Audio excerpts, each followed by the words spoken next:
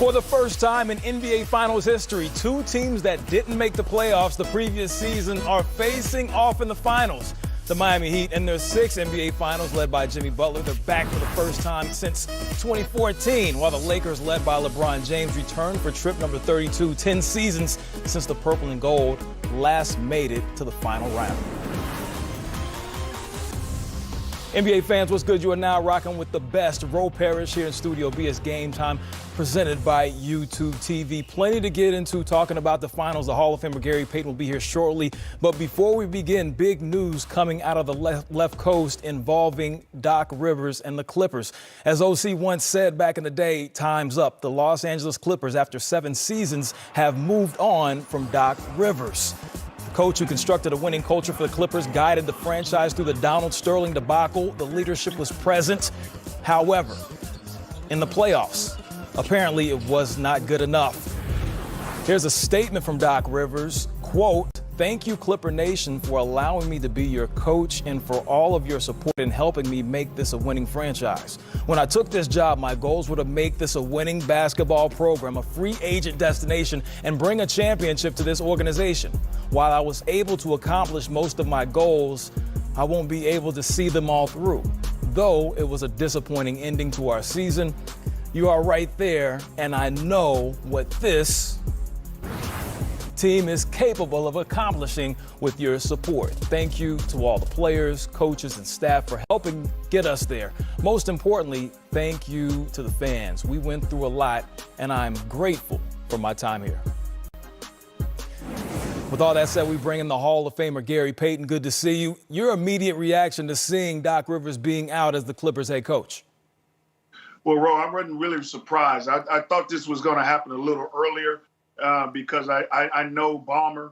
I knew that they did too much in the offseason to make this happen, giving away a lot of picks and doing a lot of things with Oklahoma City to get Paul George, and then trying to put this team together. And then being up 3-1 and lose to the Denver Nuggets, that was not going to make it. I don't think that was going to go. I think they're going to do a little bit more moves. I think a lot of these players are not going to be there. I think the main two is going to be there in Kawhi and Paul George, but I think everybody else is probably going to be on the move.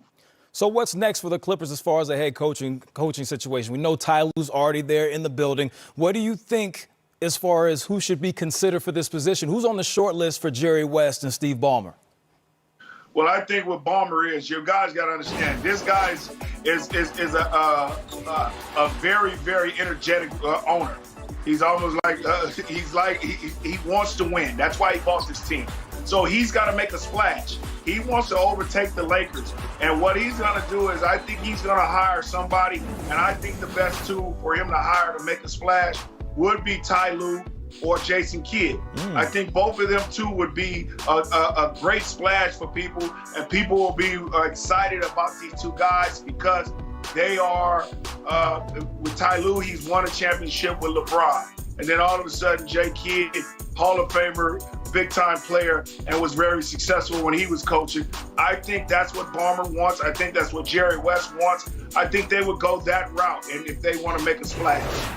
That would be interesting to see. Jason Kidd, currently a part of the Lakers coaching staff. Obviously, that would be an easy move for him to go from one franchise to the other in Los Angeles. And, of course, I know you two are pretty close from back in the day.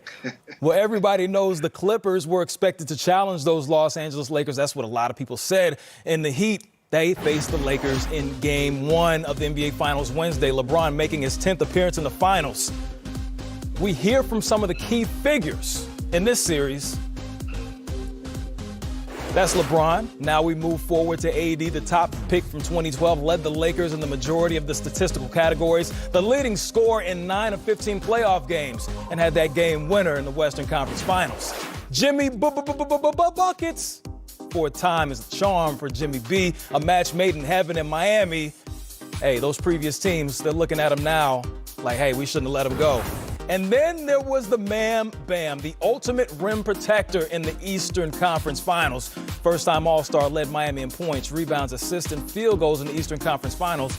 Now we hear from some of the key figures in the finals. They're extremely well coached.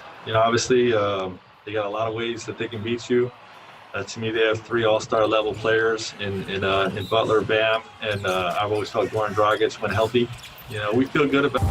That test is LeBron James. That's what Jimmy Bucket had to say. Championships with three teams. You see Big Shot Bob, John Sally. Then you see LeBron James with the chance to add his name to that list, looking to win his fourth ring overall and deliver the Lakers their first title in 10 seasons. GP, LeBron has been so impressive this season, changing his game. We already knew he was the primary ball handler, but he leveled up, leading the NBA in assists.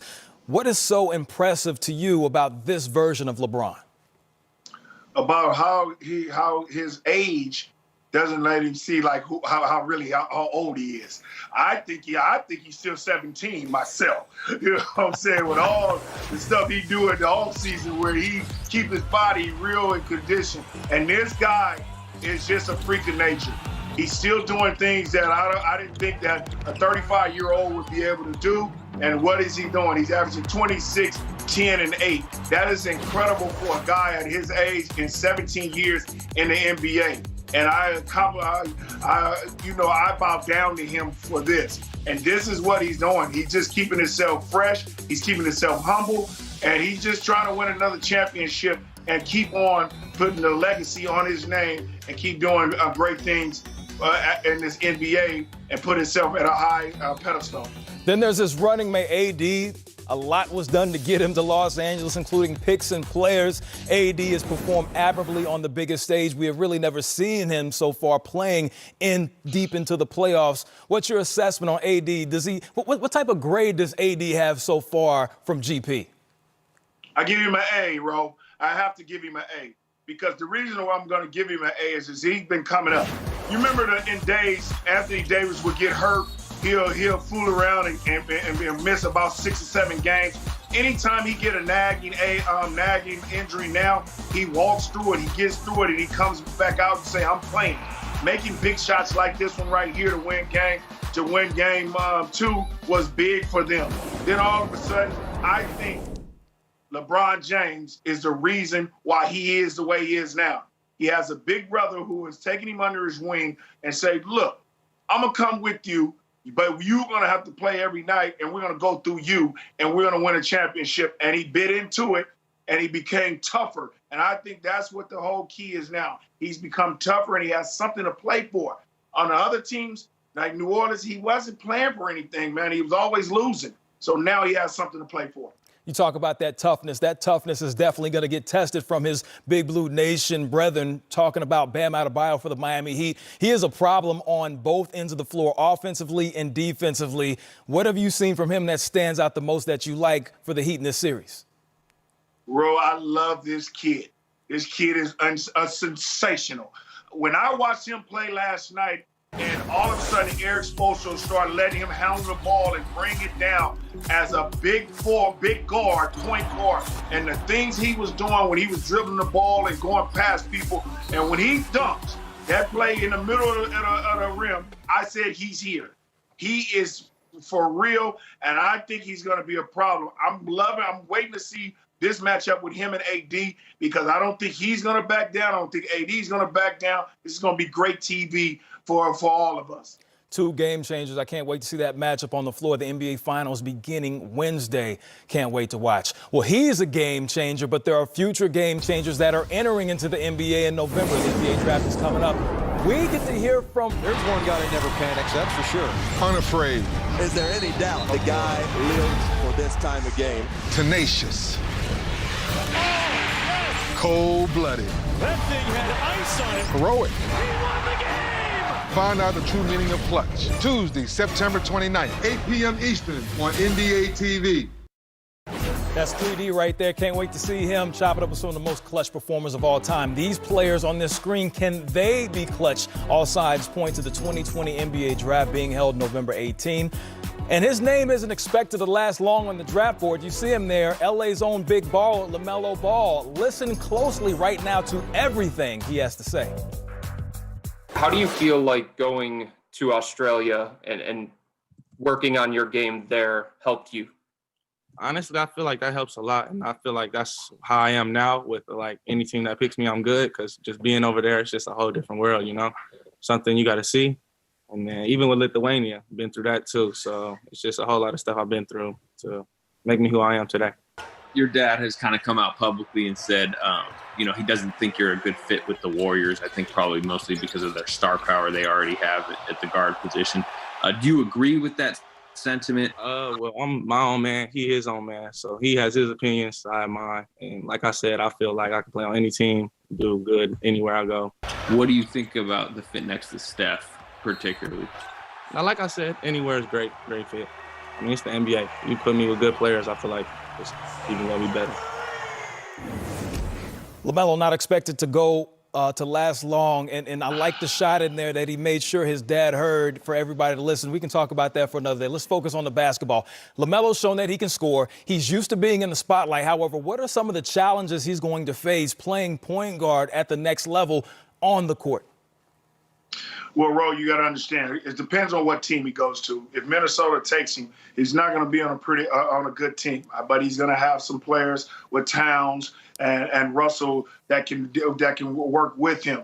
And then if he goes to Golden State, he has two. He's already coming into a prime time, and all he has to do is just play his game and don't worry about nothing else, because you're going to have Steph Curry and Clay and Draymond Green with you. So you're coming into a situation where they're champions already. They had all year because everybody was hurt and everybody left. But you're going to be fine. But what I think I'm going to give him advice on, you have to come in and play your game.